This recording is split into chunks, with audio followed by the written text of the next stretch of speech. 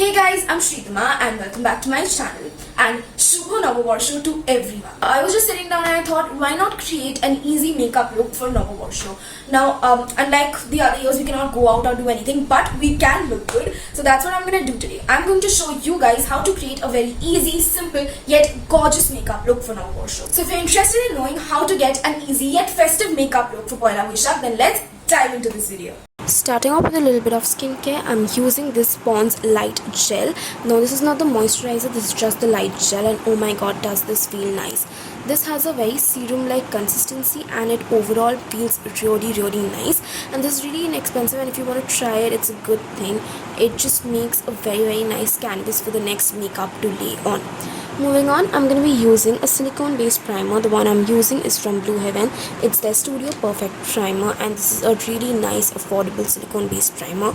I'm concentrating it mostly on my T-zone because I have open pores there, and I'm blending it away from my T-zone towards my hairline. This is a nice silicone based primer. It really makes my face matte and fills in my pores, and also the makeup on top of it looks really nice. Next, I'm going to be using a DIY Strobe Cream because it's a festival look after all, and I want my skin to perpetually glow from within. So I'm using this on my entire face, and I'm going to be blending it again with my fingers, and you can see such a nice and healthy glow this is going to give to my skin. So if you want me to share this DIY with you guys, then do let me know in the comments. Next, I'm going to be using a very sheer coverage foundation so that it does not mask the strobing effect that I have, and to blend it, I'm using this really funky toothbrush looking brush. Now I did not have much expectations from this brush. I thought it would make it look really patchy, but it blended it in really well. In fact, it increased the coverage of this sheer foundation a little bit. The one I'm using is the one by Biotique. It's their Magiccare foundation. Next, to conceal my face, I'm taking this Wet n Wild's Photofocus concealer in the shade Light Ivory, and I'm applying it on the bridge of my nose, my forehead, and my cupid's bow, and under my eyes also. I've applied it in a special technique so that it can uplift my entire face. And to blend the concealer again, I'm using the same brush, and you can see it just did a fantastic job in blending my concealer, and it blended it in seamlessly except for my under eyes. It just kind of became a little difficult because of the less precision, so in the end I had to go with a beauty blender, but overall it worked really well. Next, I'm going to be setting my entire face using this Lakme's Rose Touch Loose powder. I'm not using a compact, or neither am I baking. I'm just taking a little bit of powder and setting my entire face, and you can see the magic of that strobe cream. The glow is still after I apply the powder, so that's really saying something. Next, when I'm done setting my face, I'm going to move on to my eyebrows. I'm using this Fashion Factory's eyebrow pencil in the shade Light Brown, and I'm going to be filling in my eyebrows. Now this is a very light shade, but I somehow managed to make it work, and after filling in my eyebrows, I'm going to spoolie it out and carve them. Now guys, I just cannot state how an understated step is carving your eyebrows. I think it just really steps the game on. It's basically applying concealer under and above your eyebrows so that it looks more snatched, and I think it's a really nice step, and you should guys really try it for yourself because I think it just makes my look so much better.